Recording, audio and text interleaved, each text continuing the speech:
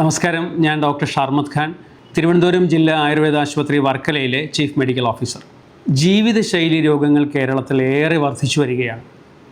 പണ്ട് കാലത്തൊക്കെ ഒരു 35 വയസ്സ് വരെ എല്ലാവരും വളരെ ആർഭാടമായി എനിക്ക് യാതൊരു അനാരോഗ്യാവസ്ഥയുമില്ല എന്നുള്ള രീതിയിൽ ജീവിച്ചിരുന്നുവെങ്കിൽ ഒരു 10-60 വയസ്സ് വരെ പിന്നെ വലിയ കുഴപ്പമില്ലാതിരിക്കുകയും അതിനുശേഷം മാത്രമാണ് ഏതെങ്കിലും രോഗങ്ങൾക്ക് മരുന്ന് കഴിച്ചു തുടങ്ങുന്നൊരവസ്ഥയും ഉണ്ടായിരുന്നത്. അല്ലെങ്കിൽ അത് 40 വയസ്സ് വരെയെങ്കിലും വലിയ കുഴപ്പമില്ലാതെ പോകുമായിരുന്നു. എന്നാൽ ഇന്നങ്ങനെയല്ല. ചെറിയ കുട്ടികൾക്ക് തന്നെ അലർജി രോഗങ്ങൾ വളരെ വർദ്ധിക്കുന്നു, തൈറോയിഡ് രോഗങ്ങൾ വർദ്ധിക്കുന്നു, അമിതവണ്ണം ഉണ്ടാകുന്നു, ഫാറ്റി ലിവർ ഉണ്ടാകുന്നു, അതുപോലെ കൊളസ്ട്രോൾ ലെവലൊക്കെ വർദ്ധിക്കുകയും ലിവർ സംബന്ധമായ ദഹന സംബന്ധമായ പ്രശ്നങ്ങൾ ഉണ്ടാകുകയും ചെയ്യുന്നു. അത് ജീവിതശൈലി രോഗമാണ്. അതോടൊപ്പം നമ്മുടെ ലൈഫ് സ്പാൻ കൂടിയിട്ടുണ്ട്. അതുകൊണ്ട് എന്താ ബുദ്ധിമുട്ട് വരാൻ പോകുന്നതെന്ന് വെച്ച് കഴിഞ്ഞാൽ, ഈ ജീവിതശൈലി രോഗമുള്ള ഒരാൾ അവരുടെ ജീവിതശൈലി രോഗത്തിന് കാരണമായിട്ടുള്ള ഘടകങ്ങൾ എന്താണെന്ന് തിരിച്ചറിഞ്ഞ് അത് മനസ്സിലാക്കി ഒഴിവാക്കാതെ, ശീലങ്ങൾ മാറ്റാതെ, ജീവിതശൈലി രോഗത്തിന് കാരണമായിട്ടുള്ളത് ജീവിതശൈലി ഏതാണെന്ന് കണ്ടുപിടിച്ച് അവ തന്നെ ഒഴിവാക്കി അല്ലാതെ ജീവിതശൈലി രോഗങ്ങളെ മാറ്റുവാൻ സാധിക്കില്ല എന്നുള്ളത് മനസ്സിലാക്കാതെ മുന്നോട്ട് പോയാൽ പകരം ആശ്രയിക്കേണ്ടി വരുന്നത് മരുന്നുകളെ മാത്രമാണ്. ആ മരുന്നുകൾ മാത്രം കൊണ്ട് ജീവിതശൈലി രോഗങ്ങൾ മാറില്ല എന്നുള്ള യാഥാർത്ഥ്യവുമുണ്ട്. ഭക്ഷണത്തിലുള്ള ശ്രദ്ധ വേണ്ടിവരും, വ്യായാമത്തിൽ ശ്രദ്ധ വേണ്ടിവരും, മറ്റ് ജീവിത രീതികളിലൊക്കെ ശ്രദ്ധ വേണ്ടിവരുന്നൊരു ഘട്ടത്തിൽ നമ്മൾ അതൊന്നും ശ്രദ്ധിക്കാതെ മരുന്ന് മാത്രം കഴിച്ചുകൊണ്ട് ജീവിതശൈലി രോഗങ്ങളെ മാറ്റുവാൻ വേണ്ടി ശ്രമിക്കുകയാണെങ്കിൽ ഇന്ന് കാണുന്ന ജീവിതശൈലി രോഗം തന്നെ നാളെ ഒരു 2-3 വർഷം കഴിയുമ്പോൾ മറ്റൊരെണ്ണം കൂടി ഉണ്ടാകുകയും അതിനും മരുന്ന് കഴിക്കേണ്ടി വരികയും അങ്ങനെ 3, 4, 5 വർഷം കൂടുന്നതിനനുസരിച്ച് ഓരോ ജീവിതശൈലി രോഗങ്ങൾ ഉണ്ടാകുകയും 40-50 വയസ്സാകുമ്പോൾ 5 അതിലേറെ ജീവിതശൈലി രോഗങ്ങൾ ഉണ്ടാകുകയും പക്ഷാഘാതം പോലെയുള്ള കോംപ്ലിക്കേഷൻസ് കൂടി ആ ആളിൽ ഉണ്ടാകുകയും ചെയ്യുന്നു. ചുരുക്കി പറഞ്ഞാൽ ലൈഫ് സ്പാൻ കൂടി, പക്ഷേ ചത്തതിനൊപ്പമേ ജീവിച്ചിരിക്കലുമെന്നുള്ള ഒരു രീതിയിലേക്ക് നമ്മുടെ ആരോഗ്യാവസ്ഥയും മാറുന്നു. ഭക്ഷണത്തേക്കാൾ കൂടുതൽ മരുന്നുകൾ കഴിക്കേണ്ടുന്നൊരു സാഹചര്യം വരികയും ചെയ്യുന്നു എന്നുള്ളതാണ് യാഥാർത്ഥ്യം. ആരോഗ്യത്തോടെ ഇരിക്കുവാൻ വേണ്ടിയിട്ട് ഇതിൽ പറയുന്ന എല്ലാ ജീവിതശൈലി രോഗങ്ങളും ഇല്ലാതിരിക്കണമെന്നുള്ളതാണ്. അപ്പോൾ ഞാൻ പറഞ്ഞു വരുന്നത്, ഒന്ന്, നല്ല ശീലങ്ങളുള്ള നല്ല ഭക്ഷണ രീതികളുള്ള ആൾക്കാർക്ക് ആരോഗ്യത്തോടെ ഇരിക്കുവാൻ സാധിക്കും. അതോടൊപ്പം ജീവിതശൈലി രോഗങ്ങൾ പരമാവധി ഒഴിവാക്കാൻ പറ്റും. ഒരു രോഗം വന്നു കഴിഞ്ഞാൽ അതിന് കഴിക്കുന്ന മരുന്നുകൾ തന്നെ ഒരുപാട് വർഷം കഴിക്കേണ്ടി വരുന്നത് കൊണ്ട് ആ മരുന്നുകളുടെ പാർശ്വഫലങ്ങൾ കൂടി മറ്റൊരു രോഗത്തിന് കാരണമാകാറുണ്ട്.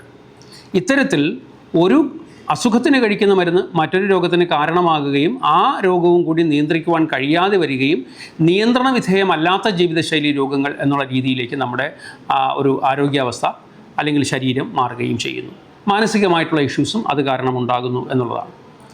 സാധാരണ ഒരാളേക്കാൾ 5 ഇരട്ടി സാധ്യത കൂടുതലാണ് പക്ഷാഘാതം ഉണ്ടാകുവാൻ ഒരു 3-4 ജീവിതശൈലി രോഗങ്ങൾ കൂടി ഉള്ള ഒരാൾ. ജീവിതശൈലി രോഗങ്ങൾ പലതുമാകാം. ഞാൻ നേരത്തെ പറഞ്ഞത് കൂടാതെ പ്രഷർ, കൊളസ്ട്രോള്, ഷുഗർ, ഇതുപോലെ തുടങ്ങിയ മറ്റ് പല രോഗങ്ങളുമാകാം. കിഡ്നി രോഗങ്ങളുടെ ഡയാലിസിസ് ചെയ്യുന്ന രോഗികളുടെ എണ്ണമൊക്കെ വളരെ കൂടിയാണ്. അപ്പോൾ കിഡ്നി ഡിസോർഡേഴ്സ്, ലിവർ ഡിസോർഡേഴ്സ് തുടങ്ങിയ എല്ലാ കാര്യങ്ങളും ഇപ്പോൾ ജീവിതശൈലി രോഗങ്ങളെ ആഡ് ചെയ്യപ്പെട്ടുകൊണ്ടിരിക്കുകയാണ്. ഇതിൽ ഏറ്റവും പ്രധാനമായി കാണുന്ന പ്രമേഹമാണ്. ഒരു മെറ്റബോളിക് ഡിസോർഡർ, അല്ലെങ്കിൽ നമ്മുടെ ഭക്ഷണം കഴിക്കുന്ന ഭക്ഷണം ദഹിക്കുന്ന, അത് നമ്മുടെ ശരീരത്തിൽ ചേരുന്ന, അത് കഴിഞ്ഞ് പ്രോപ്പർ ടൈമിൽ അത് വേസ്റ്റ് പ്രോഡക്ട്സ് ആയിട്ട് ശരീരത്തിൽ നിന്ന് നിർമ്മാർജ്ജനം ചെയ്യപ്പെടുന്ന ഒരു പ്രവർത്തനം കൃത്യതയില്ലാതെ നടക്കുന്നത് കൊണ്ടാണ്, ശരിയായ രീതിയിലല്ലാതെ നടക്കുന്നത് കൊണ്ടാണ് ഈ മെറ്റബോളിക് ഡിസോർഡേഴ്സ് ഉണ്ടാകുന്നത്. അപ്പോൾ അങ്ങനെ നോക്കുമ്പോൾ ജീവിതശൈലി രോഗങ്ങളിൽ പലതും അതാണ്. അപ്പോൾ ഏറ്റവും പ്രധാനമായി കാണുന്നത് പ്രമേഹമാണ്. അതിന് പാരമ്പര്യം ഒരു ഘടകമാകാം. പ്രസവ സമയത്തുള്ള ഇഷ്യൂസ്, അത് പ്രസവിക്കുന്ന അമ്മയ്ക്കുണ്ടെങ്കിൽ ആ പ്രസവിക്കുന്ന അമ്മയ്ക്ക് ആ സമയത്ത് ഉണ്ടാകുന്ന ഷുഗർ ആ കുട്ടിയെ ബാധിക്കാം. അതുപോലെ നിരന്തരം നമ്മൾ ഒരു വീട്ടിൽ സാധാരണ ശീലിക്കുന്ന ഭക്ഷണങ്ങളൊക്കെ തന്നെയായിരിക്കും ആ അടുത്ത തലമുറയിലുള്ള ആൾക്കാരും ശീലിക്കുന്നത്, അതൊരു കാരണമായിരിക്കാം.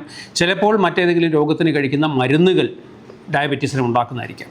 ഈ കാര്യങ്ങളെല്ലാം തന്നെ ഉള്ള ഒരു പ്രാവശ്യമെങ്കിലും ഡയബറ്റീസ് കണ്ടിട്ടുള്ള ഒരാളിൽ പിന്നെയും ആ ഡയബറ്റീസ് ഉണ്ടാകുവാനുള്ള സാധ്യതയുമുണ്ട്. ഇതിനെയൊക്കെ തന്നെ എല്ലാ ജീവിതശൈലി രോഗങ്ങളെയും നിയന്ത്രിച്ചു കൊണ്ടുപോകുക എന്ന് പറയുന്നത് മരുന്ന് കൊണ്ട് മാത്രം സാധ്യമല്ല. അപ്പോൾ കേരളത്തിൽ തന്നെ ഈ പ്രമേഹം വർദ്ധിച്ചു കൊണ്ടുണ്ടാകുന്ന രോഗങ്ങൾ, അല്ലെങ്കിൽ പ്രമേഹം കാരണമുണ്ടാകുന്ന മറ്റ് പ്രയാസങ്ങൾ, പ്രമേഹത്തിൻ്റെ സെക്കൻഡറി കോംപ്ലിക്കേഷൻസിൽ ഏറ്റവും പ്രാധാന്യമുള്ള ഈ diabetic neuropathy, diabetic nephropathy, diabetic retinopathy തുടങ്ങിയവയെല്ലാം നമുക്ക് കൂടുതൽ നമ്മുടെ എഫിഷ്യൻസിയെ കുറച്ചുകൊണ്ടിരിക്കുന്ന ഒന്നായി മാറിയിട്ടുണ്ട്. പ്രഷർ എന്ന് പറയുന്ന രോഗം തന്നെ പക്ഷാഘാതത്തിന് വളരെ സാധ്യതയുണ്ടാക്കുന്ന ഒന്നാണ്. പക്ഷാഘാതത്തിന് പ്രാധാന്യം കൊടുക്കുവാൻ കാരണം ജീവിതശൈലി രോഗങ്ങളിൽ ഏറ്റവും കൂടുതൽ വീണ്ടും വലിയ പ്രശ്നങ്ങൾ ഉണ്ടാക്കാവുന്ന ഒന്ന് പക്ഷാഘാതമാണ്. ആ പക്ഷാഘാതം വന്നു കഴിഞ്ഞാൽ സ്വന്തം കാര്യങ്ങൾ ചെയ്യുവാൻ സാധിക്കില്ല എന്നുള്ളത് മാത്രമല്ല, മറ്റ് വരുമാന മാർഗ്ഗങ്ങൾ ഉണ്ടാക്കുന്ന, വീട്ടിലെ മറ്റു കാര്യങ്ങൾ ശ്രദ്ധിക്കുന്ന മറ്റ് 2 ആൾക്കാരുടെ കൂടി സേവനം ഈ കിടപ്പ് രോഗിയെ നോക്കാൻ വേണ്ടിയിട്ട് ആവശ്യമായി വരുന്നൊരു സാഹചര്യത്തിലാണ് ഇന്ന് കേരളത്തിലുള്ള ആൾക്കാർ പോയിക്കൊണ്ടിരിക്കുന്നത്. അതുകൊണ്ട് തന്നെ നമ്മൾ മറ്റുള്ളവർക്ക് ബാധ്യതയായി മാറുന്ന, നമുക്കൊരു കാരണവശാലും ആരോഗ്യത്തോടെ പിന്നെ മുന്നോട്ട് പോകുവാൻ സാധിക്കാത്ത രീതിയിലേക്ക് പോകുന്നു എന്നുള്ളത് ജീവിതശൈലി രോഗങ്ങളിൽ ഏറ്റവും പ്രധാനപ്പെട്ട കാര്യമാണ്. അപ്പോൾ പ്രഷർ ആയാലും കൊളസ്ട്രോൾ ആയാലും ഒക്കെ നമുക്ക് നിയന്ത്രിച്ചു കൊണ്ടുപോകുവാൻ അവിടെയും ഏറ്റവും പ്രാധാന്യം നമ്മൾ കൊടുക്കേണ്ടത് ഭക്ഷണം ക്രമീകരിക്കുക എന്നുള്ളതാണ്. ഭക്ഷണം ക്രമീകരിക്കണമെങ്കിൽ ആ രോഗാവസ്ഥയ്ക്ക് കഴിക്കാവുന്ന പഥ്യമായ ആഹാരം എന്ത്, അല്ലെങ്കിൽ ഹിതമായിട്ടുള്ള ആഹാരം എന്ത് എന്ന് നമ്മൾ തിരിച്ചറിയണം. അതുപോലെ നമുക്ക് ആ രോഗാവസ്ഥയെ വർദ്ധിപ്പിക്കാത്ത ശീലങ്ങൾ എന്ത് എന്നുള്ളത് അറിയണം. അപ്പോൾ എല്ലാ രോഗാവസ്ഥയിലും, പ്രത്യേകിച്ചും ജീവിതശൈലി രോഗങ്ങളിൽ പഥ്യമായിട്ടുള്ള, അല്ലെങ്കിൽ നമുക്ക് ഹിതമായിട്ടുള്ള, അല്ലെങ്കിൽ രോഗത്തെ വർദ്ധിപ്പിക്കാത്ത ആഹാരവുമുണ്ട്, ശീലവുമുണ്ട്. ഇതുപോലെ ആ രോഗത്തെ വീണ്ടും വർദ്ധിപ്പിക്കുന്ന ആഹാരവും ശീലങ്ങളുമുണ്ട്. അപ്പോൾ അത് അപഥ്യമാണ്. ആ രോഗത്തെ വർദ്ധിപ്പിക്കുന്ന ഈ ആഹാരത്തെയും ശീലങ്ങളെയും അപഥ്യമായ ആഹാരവും ശീലവും എന്ന് പറയാം. ഈ രോഗത്തെ തന്നെ കുറയ്ക്കുവാൻ മരുന്ന് പോലെ പ്രധാനമാണ് പഥ്യമായിട്ടുള്ള ആഹാരവും ശീലവും. അപ്പോൾ ചുരുക്കി പറഞ്ഞാൽ ഇത് ഏറ്റവും കൂടുതൽ ശ്രദ്ധിക്കേണ്ടത് ആഹാരത്തിലും ശീലത്തിലുമാണ് ഒരു രോഗത്തെ നിയന്ത്രിച്ച് നിർത്തുവാൻ. രണ്ടാമതാണ് ഈ മരുന്നിന് പ്രാധാന്യമുള്ളത്.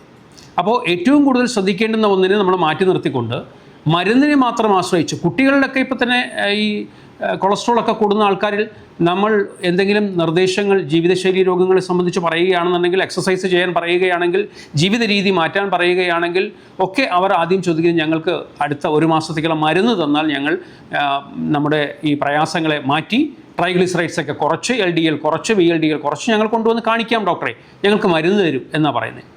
ആ ഒരു രീതി നമ്മുടെ മൈൻഡ് സെറ്റിൻ്റെ പ്രശ്നമാണ്. ഒന്ന് ആരോഗ്യത്തോടെ ഇരിക്കണമെങ്കിൽ നല്ല വണ്ണം ഉണ്ടായിരിക്കണമെന്നും, അതല്ല ഏതെങ്കിലും രോഗമുണ്ടാകുന്നുണ്ടെങ്കിൽ ഞാൻ മരുന്ന് കഴിച്ചത് മാറ്റിക്കോളാമെന്നും, ഞാൻ എനിക്കില്ലാത്ത രോഗത്തിന്, എന്നെങ്കിലും ഉണ്ടാകുവാൻ പോകുന്ന രോഗത്തിന് ഞാനെന്തിനാണ് ഇപ്പോഴേ ശ്രദ്ധിക്കുന്നത്, ഞാനെന്തിനാണ് പിന്നെ എനിക്കിഷ്ടമില്ലാത്ത ആഹാരം കഴിക്കുന്നത്, ഞാനെന്തിനാണ് എൻ്റെ ഇഷ്ടമുള്ള ആഹാരങ്ങളെ ഒഴിവാക്കുന്നത് എന്നൊക്കെയുള്ള ഒരു മൈൻഡ് സെറ്റിലേക്കും ആൾക്കാർ മാറിയിട്ടുണ്ട്. ഇത്തരം മൈൻഡ് സെറ്റുകളും ഈ രോഗത്തിൻ്റെ വർധനവിന് കാരണമാകുന്നു, അല്ലെങ്കിൽ ഈ രോഗത്തെ നിയന്ത്രണ വിധേയമാക്കി വെക്കുവാൻ സാധിക്കാത്ത വിധത്തിൽ മാറുകയും അത് തന്നെ മറ്റു രോഗങ്ങളെയും മൊത്തത്തിൽ നമ്മുടെ ആരോഗ്യാവസ്ഥയെ ബാധിക്കുന്ന തരത്തിലേക്ക് മാറുന്നു എന്നുള്ളതാണ് ജീവിതശൈലി രോഗങ്ങളുടെ പ്രത്യേകത. അതുകൊണ്ട് എല്ലാ ജീവിതശൈലി രോഗങ്ങളും കൃത്യമായ നിയന്ത്രണത്തിൽ നിർത്തുവാൻ വേണ്ടിയിട്ടുള്ള പരിശ്രമങ്ങൾ ആരംഭിക്കുക, അതാണ് ഏറ്റവും നല്ല കാര്യം. നമസ്കാരം.